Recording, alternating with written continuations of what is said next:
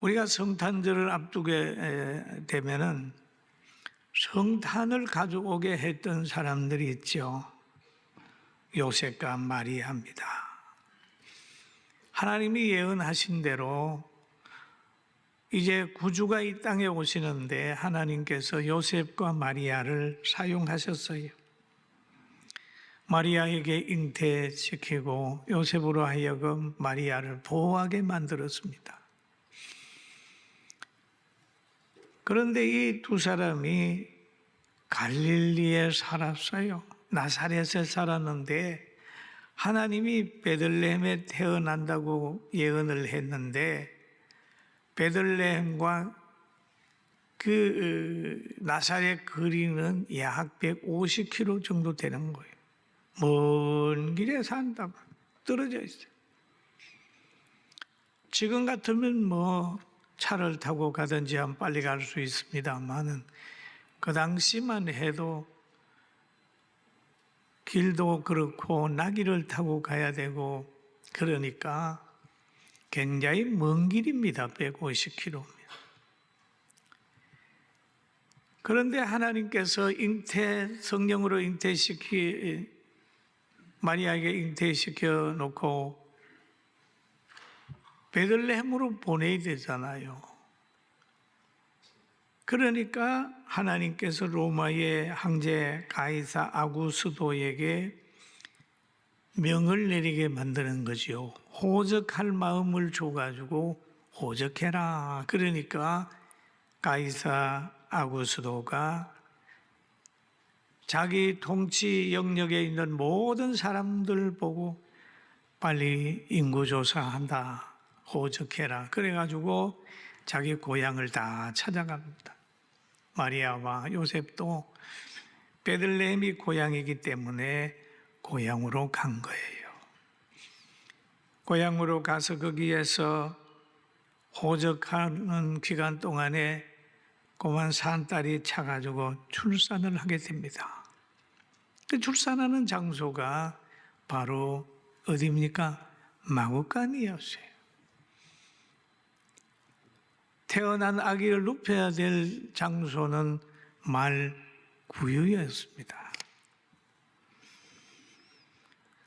우리가 예수님을 만왕의 왕이라고 생각하면 마구간은 왕궁이 되고 말구유는 보좌가 되는 거죠.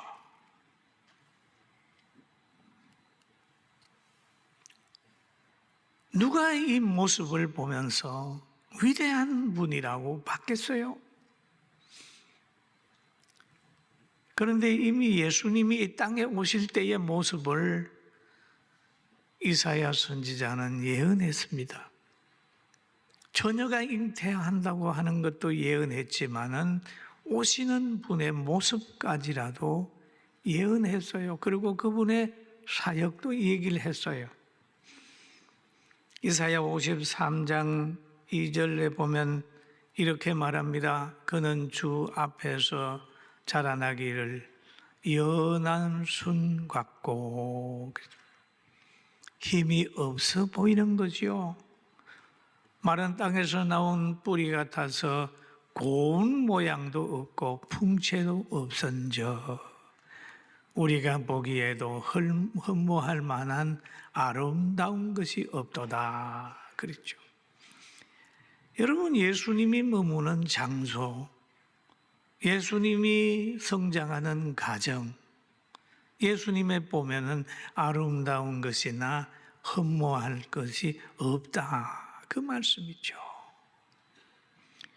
세상 사람들을 보기에는 좋은 집에 좋은 차 타고 근세 있는 부모나 부자 부모에게 밑에서 잘 먹고 잘 입고 사는 사람을 대단하게 보지 목수의 아들로서 가난하게 살면서 성장하는 그를 대단하게 보지 않습니다. 예수님이 그런 상태였어요.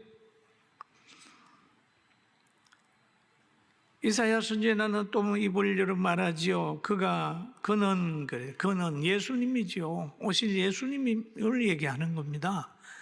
멸시를 받아 사람들에게 버림받아 받았으며 강고를 많이 겪었으며 질고를 아는 자라 마치 사람들이 그에게 얼굴을 가리는 것 같이 멸시를 당하였고 우리도 그를 귀히 여기지 아니하였도다 라고 얘기하죠.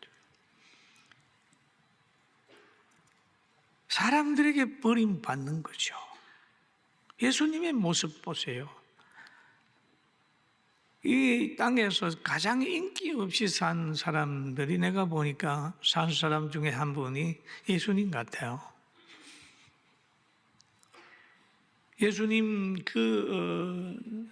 심판받을 때 보면 온 군중이 예수님을 십자가에 못 박고 살인자 바나바를 놔달라고 와우성 쳤잖아요.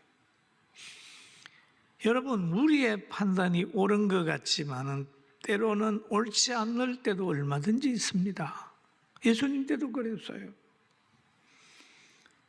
그래서 오신 예수님은 사람들에게 버림받고 많은 박해를 받았어요. 또 예언합니다. 그는 심히 우리의 질고를 지고 우리의 슬픔을 당하였거늘 우리는 생각하기를 그가 징벌을 받아서 하나님께 맞으며 고난을 당한다 하였노라. 그가 찔림은 우리의 허물 때문이요 그가 상함은 우리의 죄악 때문이라. 그가 징계를 받음으로 우리는 평화를 누리고 그가 채찍에 맞음으로 우리는 나음을 받았도다 그럽니다. 여기 보세요. 우리는 그러죠. 우리는 그러잖아요. 우리는 그러잖아요. 그가 오신 것도 너희를 위해서, 우리를 위해서. 그러니까 우리가 성탄절이 되면 기쁘다 구주 오셨네 하고 찬양을 하는 거죠. 우리는 라고 하잖아요. 우리의 허물 때문이요. 그가 상함은 우리의 죄악 때문이요. 그가 징계를 받음으로 우리가 평화를 누리고. 여러분, 우리와 예수님과의 관계는 굉장히 중요하다는 걸 깨닫게 되는 길을 주의 이름으로 축원합니다. 우리는 그죠. 예수님은 우리를 위해 오셨다. 우리를 위하여 고난 당하셨다. 우리를 위하여 하늘의 미랄이 되셨다. 그렇게 보는 거죠. 근데 예수님이 태어나게 되니까 천사들이 바빴어요. 오늘 본문에 보니까 그 지역의 목자들이 밤에 밖에서 자기 양떼를 지키더니 라고 얘기를 합니다.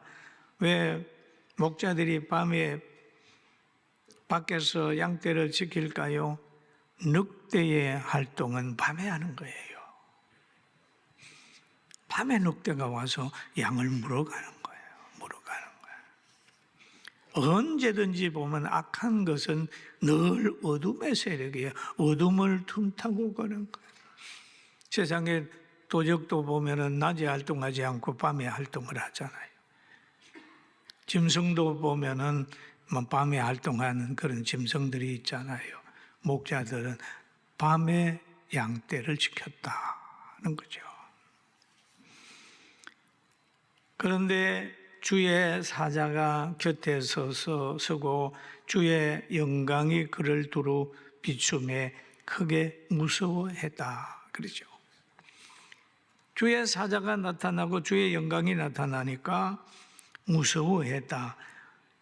이걸 가지고 있는 사람은 하나님의 권위와 하나님의 그 영적 극이 나타나면 두렵게 되는 겁니다. 사자라고 하는 것은 하나님이 쓰는 사람을 의미하는 거죠. 사자의 권위는 보낸 사람의 권위입니다. 하나님이 매 사람을 보면 사람들은 늘 두려워하게 돼 있어요. 그러니까 천사가 말합니다. 무서워하지 말라. 보라, 내가 온 백성에게 미칠 큰 기쁨의 좋은 소식을 너희에게 전하노라 그랬습니다. 온 백성에게 미칠 큰 기쁨의 좋은 소식. 사실 이 천사의 말대로 예수님의 나신 것은 온 백성에게 크게 미치고 있습니다. 정말 예수님이 이 땅에 태어나신 것은 온 백성에게 큰 기쁨의 소식이 되는 거죠. 그러나 여러분과 저는 하나 더 받았어요. 뭐냐? 예수 믿고 천국 갑니다. 할렐루야. 아멘. 아멘. 천국 가는 거예요. 하나 더 받았어요. 예수님은 우리를 위하여 오셨어요. 오늘 다윗의 동네 너희를 위하여 구주가 나셨으니 곧 그리스도 주시니라. 너희를 위하여 구주가 나셨으니. 마태복음 4장 10절에 보니까 그런 말, 16절에 말하죠. 흑암에 앉은 백성이 큰 빛을 보았고 사망의 땅과 그늘에 앉은 자들에게 빛이 비추었도다 하였느니라 라고 해야죠. 그럼 여기에서 보면 다윗의 동네에 너희를 위하여 그래. 다윗의 동네는 어디냐? 베들레헴이요. 베들레헴. 다윗이 베들레헴에서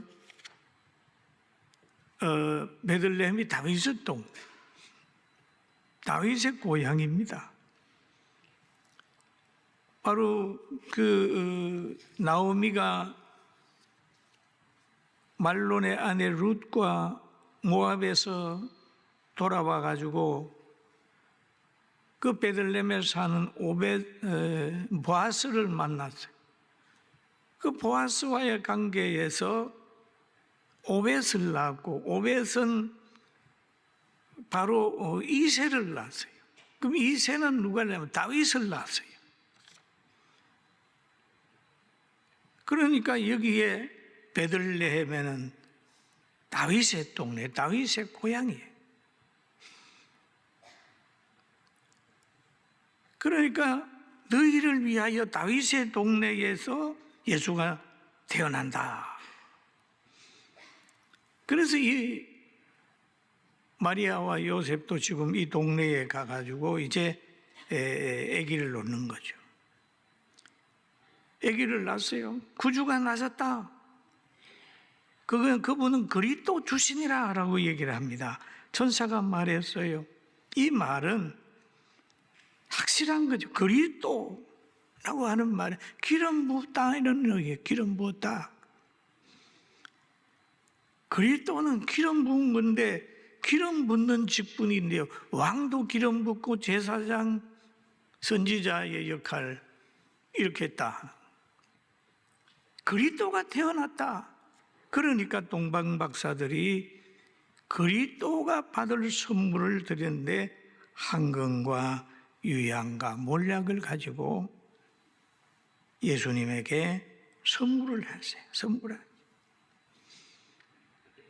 오늘 본문에 보니 그럽니다. 너희가 가서 강보에 쌓여 구유에 누워 있는 아기를 보리니 이것이 너희에게 표적이니라 라고 얘기를 하지요. 아기를 보리니 하나님의 역사는 보이게 나타나는 거예요. 성령은 안 보이지만 성령의 역사는 보입니다. 바람은 안 보이지만 바람의 역사는 보이잖아요. 여러분 바람 보셨어요?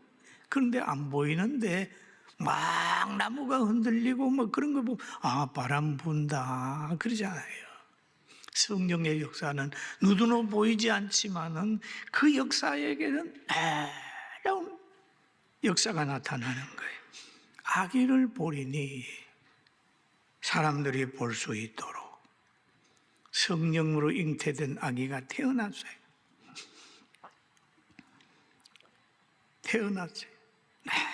너무 귀한 거죠.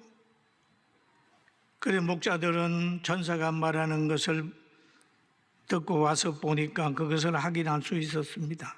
하나님의 역사는 사람이 볼 수 있어요. 그러니까 인간의 이성으로나 가혹으로는 예측할 수가 없습니다. 여러분 홍해가 갈라지는 거 여러분 설명할 수 있습니까? 요단강이 갈라지는 것 설명할 수 있습니까? 설명할 수 없습니다.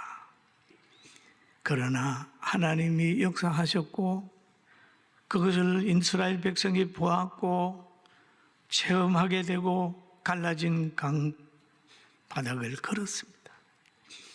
이런 기적의 하나님을 그대로 믿게 되길 주의 이름으로 축원합니다. 축원합니다. 제가 성경을 읽다가 누가복음 9장을 읽었어요. 9장을 읽다가 보니까 그 내용이 이렇습니다. 예수님이 산에서 기도하고 쭉 내려오니까 제자들과 어떤 사람이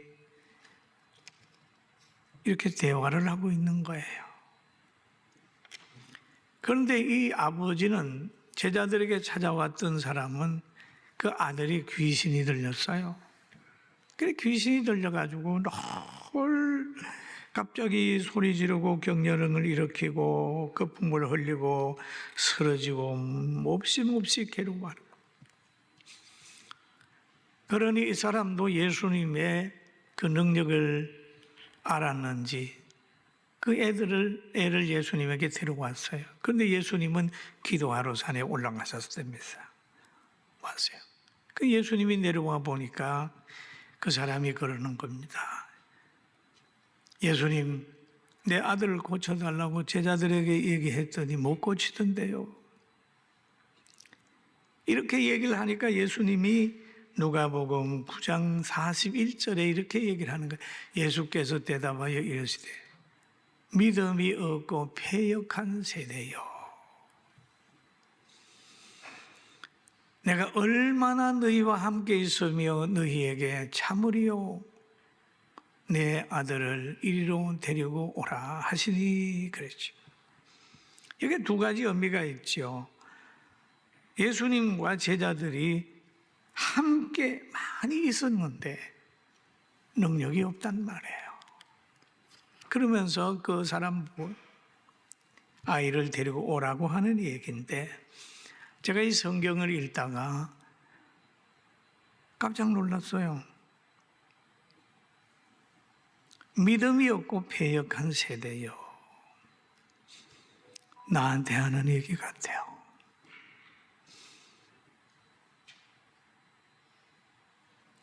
믿음이 없고 패역한 세대요. 얼마나 너희와 함께 있으며 너희에게 참으리요. 여러분 예수 믿은 지 10년, 20년, 40년, 50년 모태 신앙이라고 하면서도 믿음이 없고 패역한 세대 속에 산다는 거죠. 패역한 세대는 뭡니까? 패역한 세대의 가치관을 살고 있는 거예요. 패역한 세대의 가치관. 예수님을 믿지 않는 거예요. 명예 따라가고 돈 따라가고 천국 생각하지 않고 짐승처럼 자기만을 위하여 싸우는 거죠. 패역한 세대. 영적인 세계는 무지한 거죠. 제가 이 성경을 묵상하면서 패역한 세대의 사고를 가지지 않았나 기도했어요. 여러분 저도 기도했다면 우리 부목사들도 장로들도 권사들도 우리 모두도 야 내가 10년 20년 했는데 패역한 세대의 사고를 가지지 않고 있나 생각해 봐야 되죠.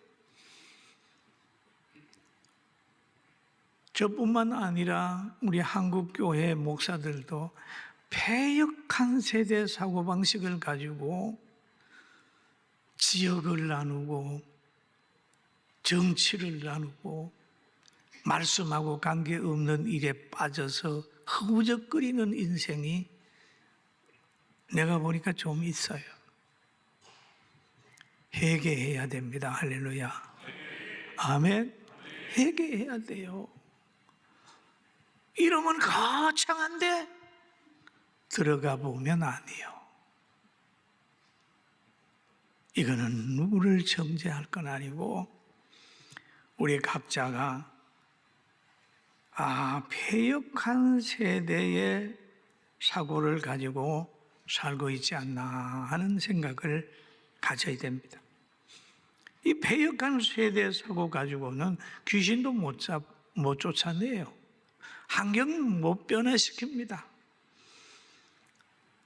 그런데 예수님이 그 말씀을 하시고 귀신을 들린 아이를 데려오라고 데려갔더니 귀신이 나가면서 그 아이를 거꾸로 때리고 심히 경련을 일으키게 하는지라 그랬죠.